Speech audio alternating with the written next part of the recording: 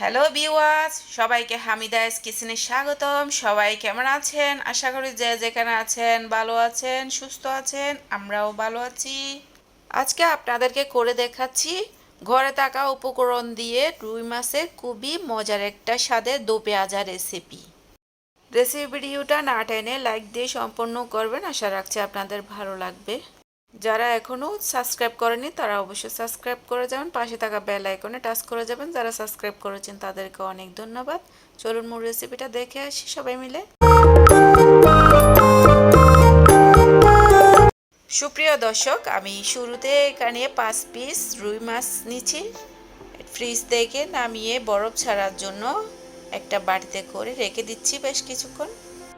এখন বরফ ছাড়িয়ে গেছে, এখন এক একটা করে আমি পরিষ্কার করে নিচ্ছি।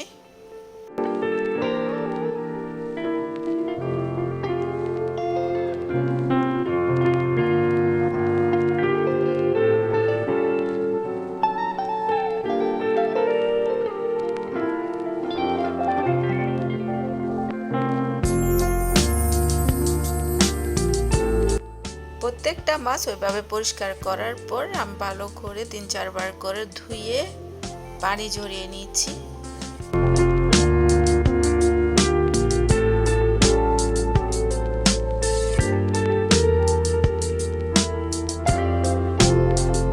রুই মাছগুলো হালকা ফ্রাই করার জন্য অল্প লবণ অ্যাড করে দিচ্ছি এবং অল্প মরিচ গুঁড়া অ্যাড করে দিচ্ছি, অল্প হলুদ গুঁড়া অ্যাড করে দিচ্ছি। খেয়াল রাখতে হবে লবণ, মরিচ, হলুদ কতটুকু দিচ্ছি মাছ ফ্রাই করার জন্য হালকা, তা পরবর্তী যখন আবার রান্না করতে যাব খেয়াল করে লবণ মরিচ অ্যাড করতে হবে।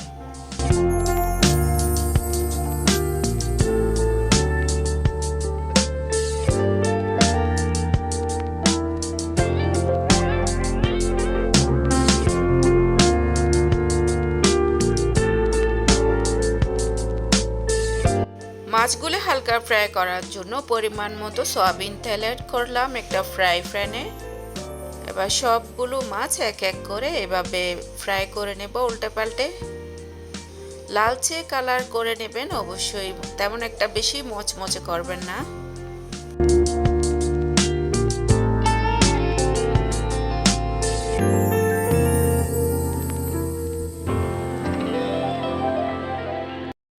মাছের কালার এটুকু আসলে হবে, এভাবে করে আমি তুলে নিচ্ছি এক একটা করে। বড় মাছ হিসেবে খুবই কেয়ারফুলে আপনার ভাজাটা করতে হবে। এদিকে দো পেঁয়াজা রেসিপিতে আমি কী কী উপকরণ অ্যাড করবো তা সামান্য দেখিয়ে দিচ্ছি। ফাইনাল রান্না করার জন্য পরিমাণ মতো তেল অ্যাড করলাম, মাছ ভাজার অল্প তেল ছিল তাও দিয়ে দিয়েছি। 1 কাপ পেঁয়াজ কুচি দিয়ে এভাবে করে ভেজে নিচ্ছি। পেঁয়াজ কুচির কালারটা যখন এই ধরনের করে আসবে তখন আমি আদা, রসুন এবং পেঁয়াজ বাটা দিয়ে দিচ্ছি। উপকরণ কি কতটুকু দিচ্ছি তা ভিডিও স্ক্রিনে দেওয়া আছে, আপনারা অবশ্যই ওখান থেকে দেখে নেবেন, আপনাদের খুবই সহজ হবে।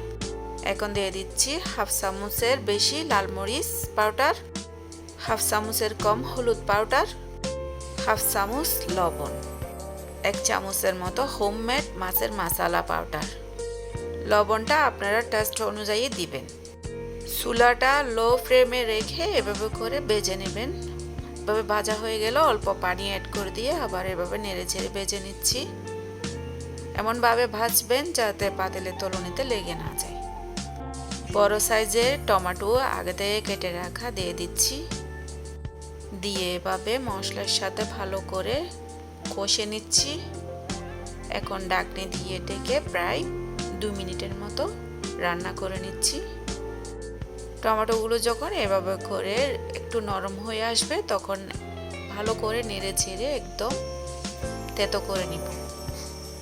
এমনভাবে নাড়াচাড়া করব যাতে টমেটোর সাথে মশলাটা একদম মিশে গলে যায়। এখন অল্প গরম পানি অ্যাড করে দিয়ে ভালো করে কষে নিচ্ছি 5 মিনিটের মতো।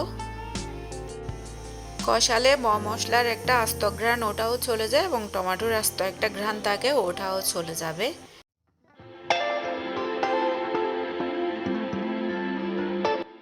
মশলাটা ভালো করে কষে গেছে, তেল উপরে ভেসে উঠছে। এখান থেকে আমি অর্ধেকের মতো চামচ দিয়ে মশলা তুলে নিচ্ছি, একটা বাটিতে করে রেখে দিচ্ছি। হাঁড়িতে যে মশলা আছে আর অর্ধেকের মতো এখানে বেজে রাখা মাছগুলো এক এক করে দিয়ে দিচ্ছি।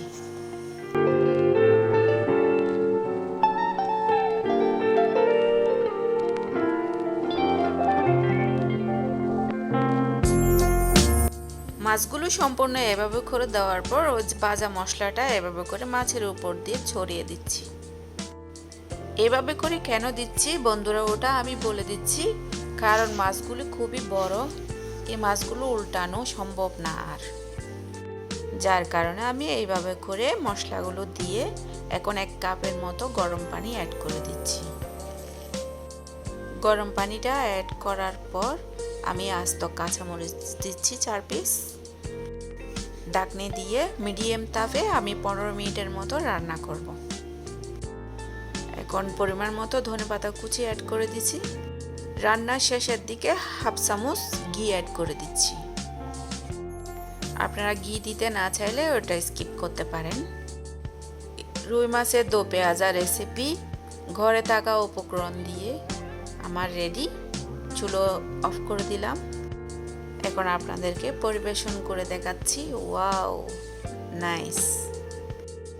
এইভাবে করে মাছের দো পেঁয়াজা রান্না করলে আপনি সবার কাছে প্রশংসা পাবেন।